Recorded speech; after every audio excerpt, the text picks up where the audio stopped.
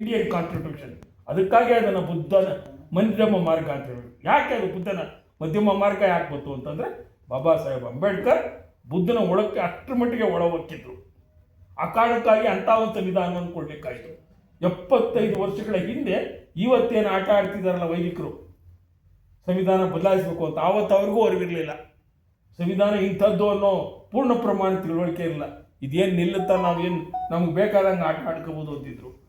ಸಂವಿಧಾನ ಬೆಳೆದಂಗೆ ಜನಮಾನಸದಲ್ಲಿ ಅದು ಜನರನ್ನ ಒಟ್ಟಿಗೆ ತೊಗೊಂಡು ಓದಂಗೆ ಮನೆಗೆ ಅದ್ರ ಮಹತ್ವ ಕೆಲಸದ ಸಮಾಜಗಳಿಗೆ ಅರ್ಥ ಆಯ್ತಿದ್ದಂಗೆ ವೈದಿಕರಿಗೆ ಹೊಟ್ಟೆ ಉರಿ ಬಂದಿದೆ. ಈಗ ಎಲ್ಲ ಅವಘಡಗಳಿಗೂ ಈ ಸಂವಿಧಾನ, ಈಗ ಅವರು ಸಂವಿಧಾನದ ಹಕ್ಕುಗಳನ್ನ ಕೇಳದೆ ವೈದಿಕರ ದೃಷ್ಟಿಯಲ್ಲಿ ಇದು ಎಂಥದ್ದು ತಲೆಹರಟೆ ಅನ್ನಂಗೆ, ಒಂಥರ ಅವಘಡ ಅನ್ನಂಗೆ, ವೈದಿಕ ಶಾಹಿಗೆ ಕೆಡುಕನ್ನು ಬಯಸ್ತಾ ಇದ್ದಾರೆ ಅನ್ನಂಗೆ.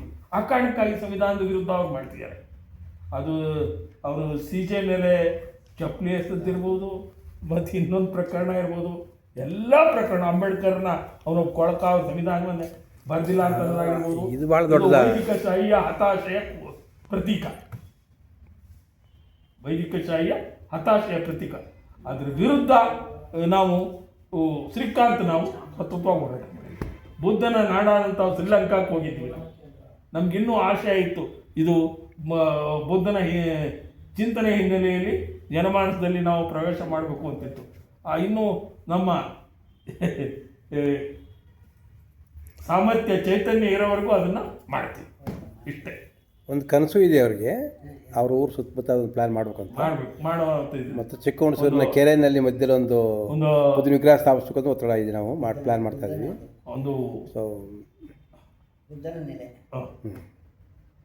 ಸೊ ಹುಣಸೂರನ್ನ ಒಂದು ಜಿಲ್ಲೆಯಾಗಿ ಮಾಡಿ, ಹೌದು ಅಷ್ಟೇ ಅಲ್ಲ, ಒಂದು ಐಡಿಯಲ್ ಪ್ಲೇಸ್ಗಳು, ಒಂದು ಧ್ಯಾನ ಕೇಂದ್ರ ಮಾಡಬೇಕು. ಬುದ್ಧನ ಸೈದ್ಧಾಂತಿಕ ಚಿಂತನೆಗಳು ಅದರೊಳಗೆ ಚರ್ಚೆ ಆಗಬೇಕು, ಕಟ್ಟಬೇಕು ಅನ್ನೋ ಇದಿದೆ.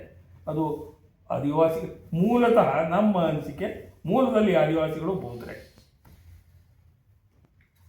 ಅದಕ್ಕಾಗಿ ಇವತ್ತು ಅವರು ಸೆಕ್ಯುಲರ್ ಆಗಿರೋದು. ಅಲ್ಲಿಯ ಗುಂಪುಗಳಾಗಿ ಇದು ಬುಡಕಟ್ಟುಗಳಾಗಿ ಅದಾಗಿದಾಗ ಹೊಡೆದೋಗಿದಾರಲ್ಲ, ಅದು ವೈದಿಕರ ಕೊಡುಗೆನೆಯ. ಎಲ್ಲ ಅಷ್ಟೇ ಒಂದಿದ್ದನ್ನು ಹತ್ತು ಮಾಡವ್ರೆ ನೋಡಿ. ಈಗ ಅಸ್ಪೃಶ್ಯ ಜನಾಂಗದಲ್ಲಿ ಅಸ್ಪೃಶ್ಯರು ಅಂದರೆ ಮುಗಿದೋಯ್ತು. 100ಕ್ಕೂ ಮೇಲೆ ಉಪಜಾತಿಗಳಿದ್ದಾವೆ, ವಲಯಮಾದಿಗಳು 100ಕ್ಕೂ ಮೇಲೆ. ಏನು ಹೇಳೋದು ಇದಕ್ಕೆ? ಎಲ್ಲೂ ಒಟ್ಟಾಗಿರಕ್ಕೆ ಬಿಡಲಿಲ್ಲ. ಶೂದ್ರರನ್ನ ಹೊಡೆದ್ರು ನೋಡಿ. ಬ್ರಾಹ್ಮಣರು ಒಟ್ಟಾಗಿದ್ದಾರೆ, ಕ್ಷತ್ರಿಯರು ಒಟ್ಟಾಗಿದ್ದಾರೆ, ವೈಶ್ಯರು ಒಟ್ಟಾಗಿದ್ದಾರೆ. ಆದರೆ ಶೂದ್ರರು ಒಟ್ಟಾಗಲಿಕ್ಕೆ ಸಾಧ್ಯ ಇಲ್ಲ. ಹಂಗೆ ಮಾಡಿಟ್ಟು ಎಂಥ ದೊಡ್ಡ ಷಡ್ಯಂತ್ರ ಇದು. ದಲಿತ ಚಳವಳಿ ಮತ್ತು ಆದಿವಾಸಿ ಚಳವಳಿಗಳಿ ಮತ್ತು ಶ್ರೀಕಾಂತ್ ಅವರಂಥವರು ನನ್ನಂಥವರ ಕನಸು ಇಂಥದ್ರ ವಿರುದ್ಧ ಇದು ಮಾಡಿ, ಮತ್ತು ಆ ಇದೆಯಲ್ಲ ಮೂಲ ಸ್ತರ ಬುದ್ಧನ ಚಿಂತನೆ ಹೇಗೆ ಬಂದಾಗ ಮಾತ್ರ ನಮ್ಗೆಲ್ರಿಗೂ ಕೆಲಸ ಒಂದು ಇದನ್ನು ಕೊಟ್ಟಾಗ ಸಾಧ್ಯ ಸರ್. ನನ್ನ ಪ್ರಕಾರ ಈಗ ನಿಮ್ಮಲ್ಲಿರೋ ಕಾಳಜಿ ಇದೆಯಲ್ಲ, ನೀವು ನೀವು ಇಷ್ಟು ಮಾತಾಡಿದ ತಕ್ಷಣ ನೀವು ಅಲ್ಲಿ ಬಂದ್ಬಿಡ್ತೀರಾ ಪಾಯಿಂಟ್ಗೆ.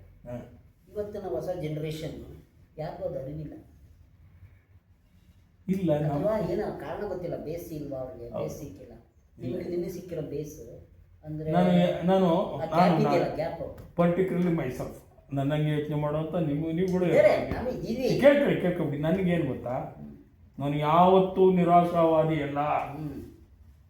ನಿರಾಶೆ ಅನ್ನೋದೇ ನನ್ನ ಡಿಕ್ಷ್ನರಿ ಇರಲಿಲ್ಲ. ಹಾಗೆ ಆಗುತ್ತೆ. ನಾವು ಅದನ್ನು ಮಾಡೋದ್ರಲ್ಲಿ ಎಡವಟ್ಟು ಹೊಡೆದಿದ್ದೀವಿ ಅಂತ ಅದೇನಾದರೂ ವಿಫಲವಾದರೆ ಇವತ್ತೆಲ್ಲ ನಡೆಯೋದಾಗುತ್ತೆ.